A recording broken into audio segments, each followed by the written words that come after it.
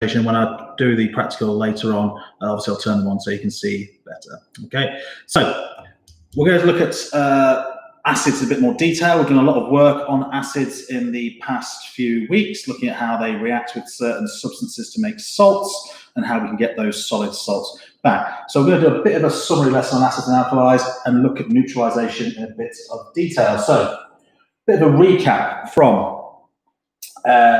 Key Stage 3, so Year 7, Year 8 chemistry, about acids. Acids are substances that have a pH below 7, so universal indicator will become red, orange, or yellow. Okay, so if I just demonstrate that for you so you can see what I'm talking about. So turn my lights back on. So if I take some acid, so we should have some just here, and I put it in some, okay, in a beaker, a little bit of universal indicator, and you can see it's gone that lovely sort of red colour. Conversely, alkalis will have a pH which is above 7 and will turn universal indicator blue or purple. Well, let's try and prove that whilst we're here. So I'll show a bit of alkali in here. Yep, and straight away you can see it's gone that lovely purple colour. Okay, and we'll look at what we do when we mix those things together later on today. Okay. Other things you need to know about the acids and alkalis. I think the new thing is you need to know what is actually inside an acid, and any acid contains the same thing. It contains H+ ions. So all acids contain H+ ions. All alkalis contain OH- ions, and we call those hydroxide. So any sort of hydroxide is usually an alkali. So hydroxide ions are in alkalis, and hydrogen ions are in acids. So a hydrogen ion is just a hydrogen atom that, because it's positively charged, it has lost an electron. Okay, so it's just a single proton, effectively. Other things about the acids, they contain H+ ions, obviously I just said that, and they come in two different forms. There's strong and there is weak. So you get strong acids like hydrochloric acid, and you get weak acids like vinegar, for example. So most of the acids that potentially are in your food and drink, so most of the acids in drinks tend to be quite strong, actually. So if you look at a can of cola, it will have phosphoric acid in it, which is a very strong acid. That has a pH of about 0 or 1. The ethanoic acid, which is vinegar, is a weak acid. So acidic substances in food tend to give it quite a sharp flavour, all right, so a sour flavour. So there's something about acids. Alkalis then, sort of gone through this before, have a pH of 7, turn universal indicator blue or purple, can neutralise acids, more on that later, and they form solutions containing hydroxide ions. Typical uses, most cleaning products, all right, so the alkalis are used for cleaning products, oven cleaner, for example. Soaps have got some alkalis in them as well, okay, but again, you can get strong alkalis and weak alkalis. So if we look at the pH scale in a bit of detail, so let's do the pH scale first. Yep, so we've got pH 1 here up to pH 14. Neutral is pH 7, so that bit is neutral. The further away from neutral towards 1 an acid is, the stronger the acid. So your strong acids are down here. Your weak acids are sort of in the middle. So a banana, by the looks of it, has weak acids in it. And in terms of alkalis, the strong alkalis are down here. So things like oven cleaner will be down here. Your weaker alkalis, like soap, for example, are there, and then neutral is in the middle. Okay, so you can just see from this, milk has a pH of 6, so it's slightly acidic, but not as acidic as something like lemons. Okay, so that's just a bit of an introduction to the pH scale. Going backwards now, I'm going to just talk about quickly, okay, what actually what's the difference between an alkali and a base? Because we've been looking at bases recently, and a base is anything that reacts with an acid. So this dark orange circle is the universe of bases. So it could be a metal, could be a metal oxide, could be a metal carbonate. Anything we've looked at in the last few weeks that have reacted with an acid is a base. An alkali is a soluble base. So the big science word, the big chemistry word, soluble just means it will dissolve in water. So some things that react with acids don't dissolve in water. So metals, for example, metals react with acids to make salt plus hydrogen. But some things that react with acids dissolve in water, and they are called alkalis. So the key thing here is that all alkalis are bases, because that yellow, that pale orange circle is in the big dark orange circle, but not all bases are alkalis. So all alkalis are bases, but not all bases are alkalis. How can we actually tell the pH of an acid or alkali? Like I've just done, you use something called an indicator. So an indicator is something that changes colour from when it goes from acidic conditions to alkali conditions. So red cabbage is a classic one you can do at home. So if you've got some red cabbage and you boil it, you take the liquid out at the end and you can put it in some different things, like so acidic substances like vinegar, orange juice, lemon juice, things like that.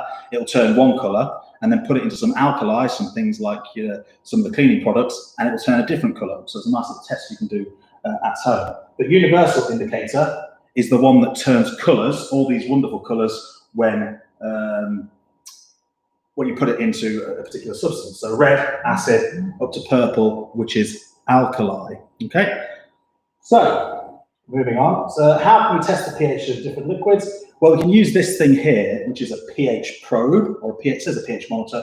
I call it a pH probe. Just show you how we can go about doing it. So milk there has a pH of 6.55. Let's try cola, for example. Some of you drink cola, so let's find out what the pH of that is. pH of 3.45. It's actually probably stronger in certain brands of cola. Let's try a nice cup of coffee. So you can literally just test the pH of a substance by dipping a pH probe in it, or you can use universal indicators. So coffee is slightly acidic. So that's how we can actually test for these things. Okay. Right. So what is neutralisation then? We know that acids and alkalis react.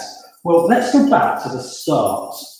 Because at the start of this lesson, I told you that an acid contains H+ ions and an alkali contains OH-. Well, if I know that acids and alkalis react, and hopefully by this stage of my chemistry career, I know that, then H+ plus OH- must combine to make something. Well, H+ is positively charged, OH- is negatively charged. And what do opposite charges do? They attract. So if I take H+ and I add OH- to it, they're going to sort of fuse together to make, well, just put the formula, put all those atoms together, you end up with H2O. Okay, so that is what a neutralisation reaction is. An acid plus an alkali makes water. There's my acid, there's my alkali, and it makes water. So an acid plus an alkali makes water. Because my acid contains H+, my alkali contains OH-, and they bond together to make water. So that is called a neutralisation equation. So that's the equation for neutralisation. Okay, so when an acid becomes neutralised by an alkali. All right. But what actually happens during these neutralisation reactions? Well, neutralisation is quite tricky. Okay, I'll demonstrate how to do it. So I will try and neutralise an acid. So what I'll do is I'll take some of the things I had earlier and I'll mix them together. So if I just put some acid into here, yep, that will do. Put a bit more universal indicator in. Okay. And I'll show you how difficult it is to alkali, because a lot of students seem to think that if I were to, I mean, let's do this on a look up here. So if I were to measure the pH of this, so I've got an acid at the start, and I'm going to add an alkali. So I've got pH of, well, let's go from 0, 1, 2, 3, 4, 5, 6, 7, 8, 9, 10, 11, 12, and so on and so forth. So I've got pH going up the y-axis, and I'm going to start with an acid, so the pH is down there about 1. And then I'm going to add alkali to it. Okay, so volume of alkali.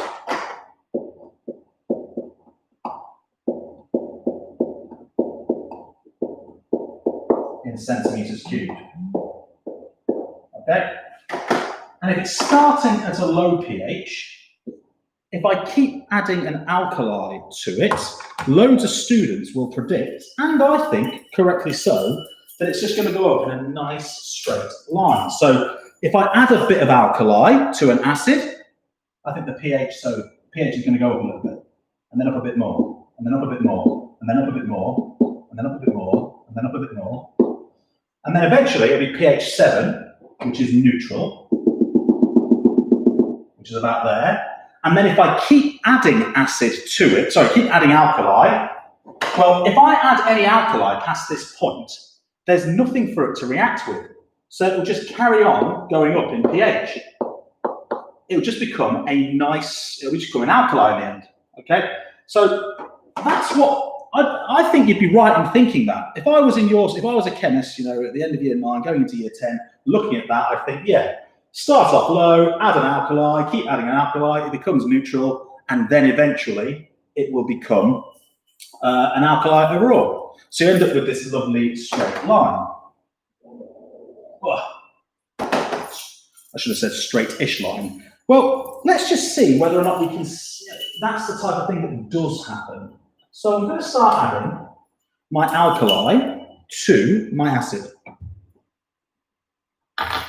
So, my goggles back on. So again, now if that was the case, bearing in mind that universal indicator has a different colour for all of these, then you should see it change colour through the different pH scale, through the pH scale, for the universal indicator scale. So if I just start to add, well, it's still red, maybe a pale orange there.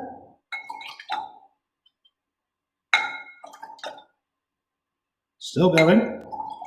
Oh, it's still ready orange. It's still towards the bottom end of the pH scale. All right, and then keep going.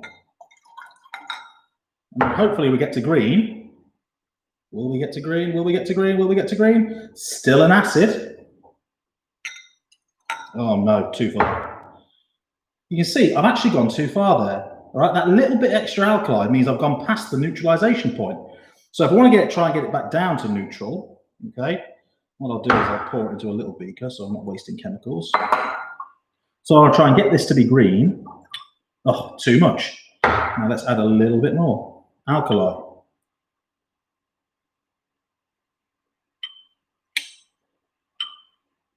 Oh, nearly. Yes. Yes. Aha. Oh no, it's still an acid.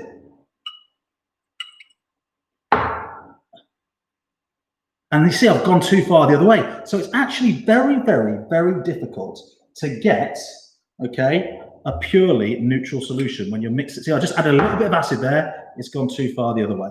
Okay. Try a bit of alkali. There we go.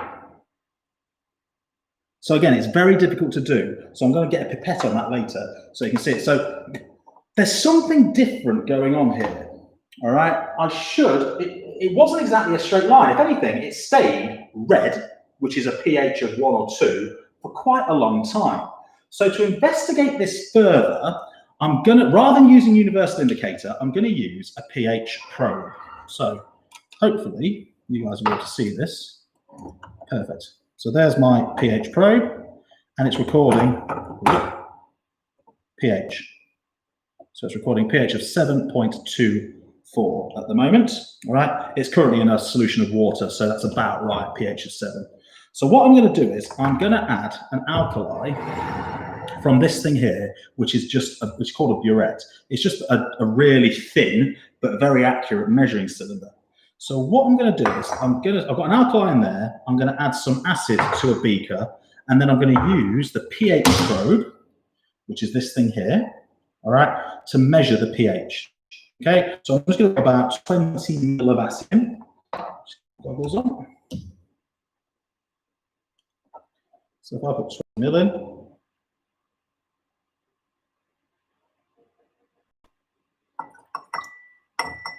so what you're hoping to see now then is as I put this, okay, pH probe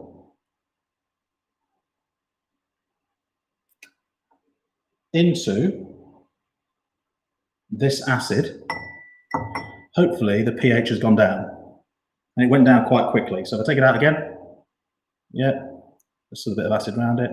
It'll start to shoot up, but just keep it there. So I've got a pH of 1.17. So without a 1.16, that is. So what I'm going to do is I'm going to create a little results table and do a bit of a practical so to see what the graph does actually look like in the end. So without any alkali, the pH was 1.14. Okay, and then I'll get Excel to sketch the graph for me. So then what I'm going to do is I'm going to add 2 milliliters of alkali each time. So I'm going to open the tap.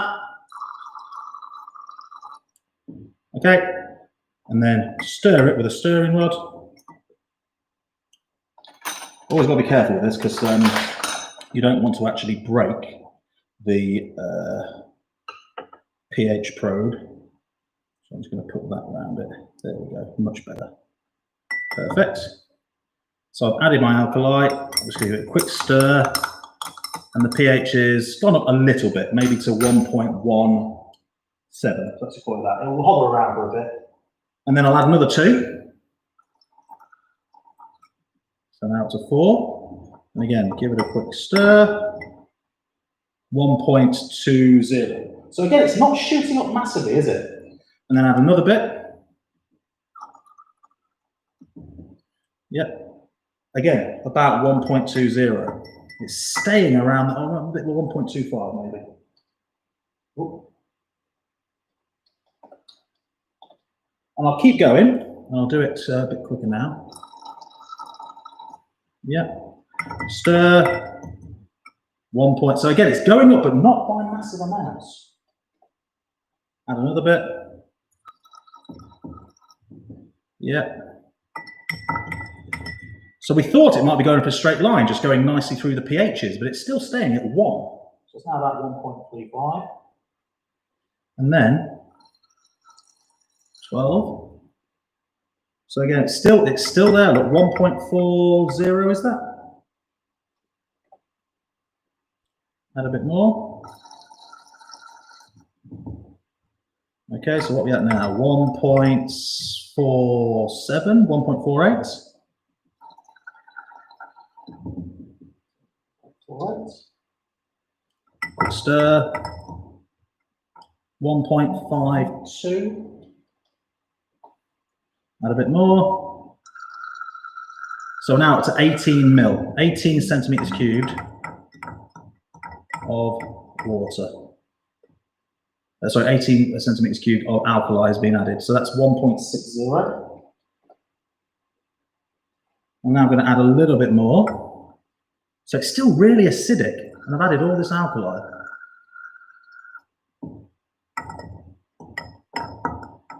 Yep. 1.68. Okay, add a bit more.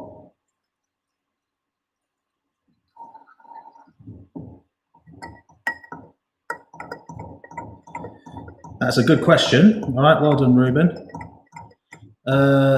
You have to, yeah, it's all to do, yeah, because there's still loads and loads and loads and loads of H+, all right, around, and the amount of alkali I've added is not mopped up. As long as, even if there's like 1 H+, it will still be an acid.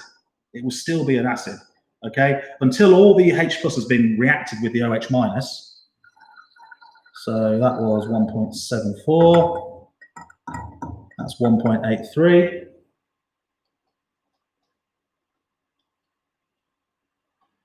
Add a bit more. Okay. 1.90. Okay, add a bit more.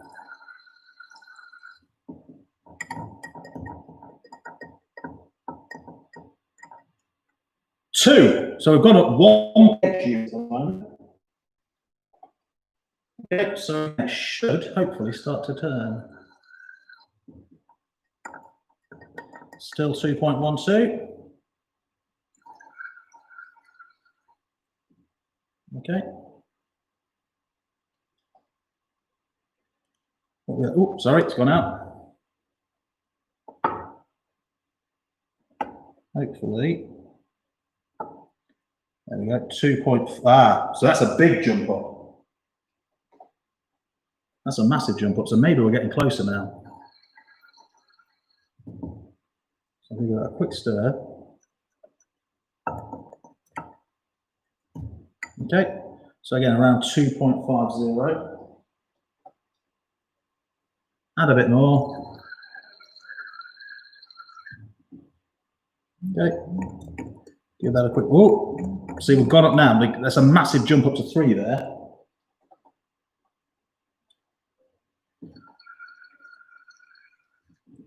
Yep. Oh, hello. 4.62. Okay. Well, 4.80, sorry. Wow. Add another 2. And then, if I stir this, oh yeah, oh hang on. Uh-oh. Oh no! Oh no! I've gone past the neutralisation point. I've gone up to a pH of 11. It went from 4.80 to 11 just by adding that little bit extra. So now I'll keep going up to 50, so I'll add another 2. Okay. So that's 11.44. And we'll keep going. So that it should hopefully start to slow down at the top. So that's 11.61.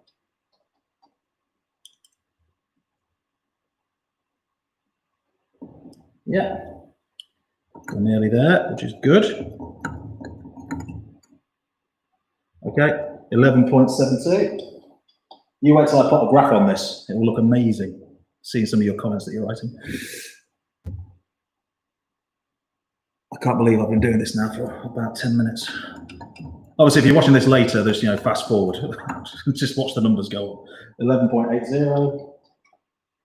And then finally, last bit. So that's 50 ml of alkali I've added there. And it's still at 11.85. So let's just have a look at what graph that's actually going to make. 6, 48, 50. So I will plot it on Excel.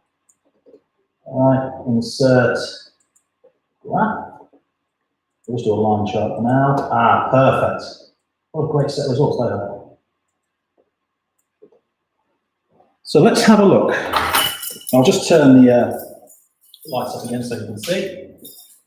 So it wasn't as we thought. It wasn't actually a straight line. Just push that right there. If anything, all right, it's actually a very nice curve, to be fair. So if I do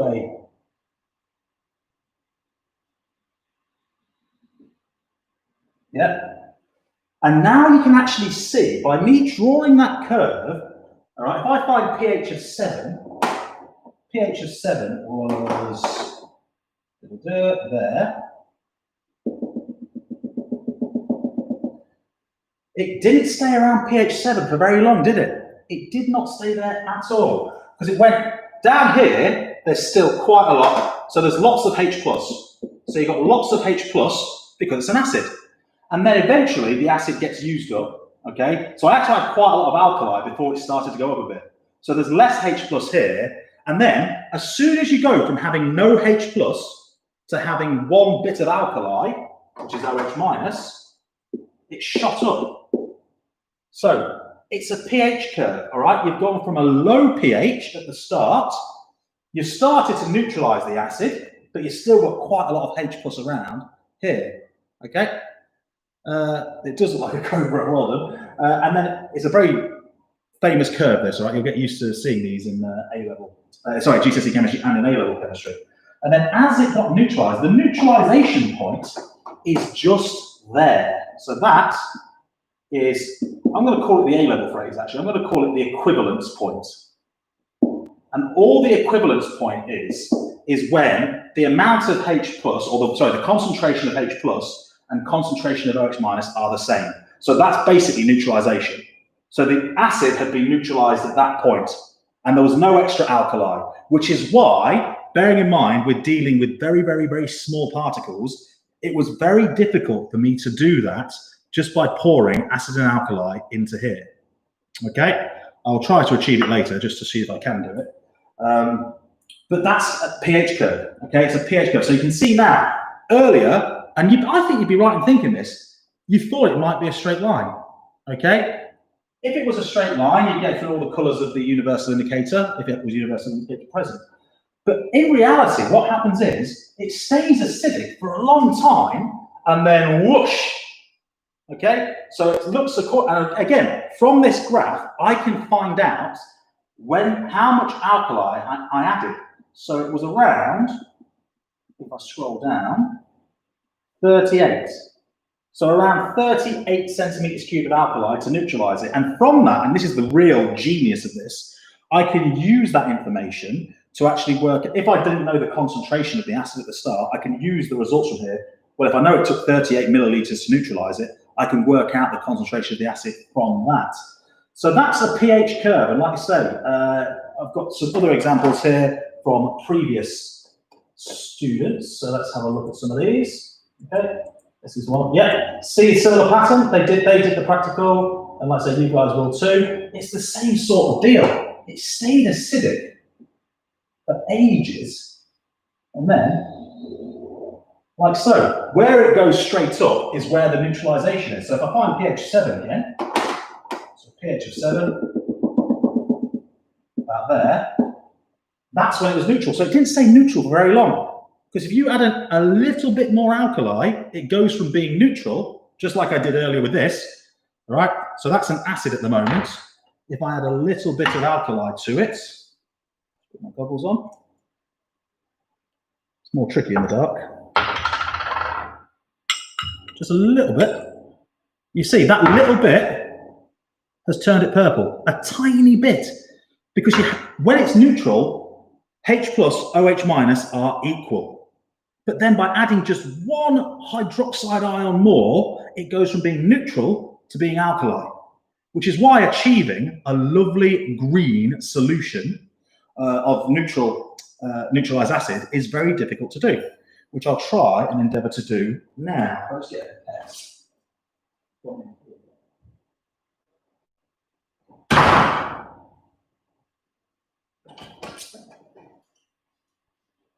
There we go. So if I try now, and I'll turn the lights on for this. So what I'll do is I will take some of this. So there is my purple alkali. If I add a bit of, I know that to turn it back neutral, I need a bit of acid. So I'm going to pour a bit away, because I don't know how much I'll need. So we're looking to get it green. So I only added 3 drops then. And it's gone back to being alcohol. It's gone back to being acid. So I think just 1 drop, maybe 2. Oh, that could be good. Let's have a look. Nope, still peachy. 1 more. Oh, hang on, is that enough? What I'm going to do is I'm going to transfer this in a moment to the faster. Maybe 1 more. Oh, I've added 3 more. I've added 3 more drops there. Is it green? Is it green? Is it green? No, it's yellow. We're getting closer. We are getting closer. Now I've really got to be skillful. 1 more. 1 more drop. Is that green? Is that green? Is that green? No, it's gone yellow again. You can have hours of fun with this in the chemistry lab. I say fun, it's quite frustrating. Oh, there's go, that's one drop. Yes, I think. Oh no, it's still yellow. So it's around pH of 6 at the moment. So I'll just add one more drop. There's a real problem as well. There's something in the room, in the air, that's acidic called carbon dioxide. So if I add I've added 2 there. See, it's a bit blue. If I keep swirling it, the carbon dioxide should bring it back down to green by neutralizing the alkali. So I think, yeah, it's about green, maybe a bit too blue. Swirl it a bit more, get a bit more carbon dioxide in there. Hooray, green, lovely green solution, okay, of neutralized acid. If I add one drop, and here's how, just one drop more of alkali, I've added 1 drop extra, it goes blue. If I add 2 drops extra, it's gone all the way. So that's why very, very difficult and very specific. Good to know your colours when you're doing the pH scale. It's very difficult to actually neutralise an acid and measure the volume, which is why using a pH probe like this is a lot easier. So that's and that's just a nice sort of introduction to acids and alkalis and what neutralisation looks like. And hopefully now you realise it's not just a nice straight line from acid to neutral and then neutral to alkali. It's actually more, it's a bit more complicated. So there's loads of H+ down here. So it's an acid, low pH. Then it's neutral there on the up bit, and then it's alkali at the end, because you've got loads of OH-. Okay. And all I want you to do is to make a page of notes or 2 pages of notes on everything I've done today and upload it to the classroom. Okay. I'll obviously wait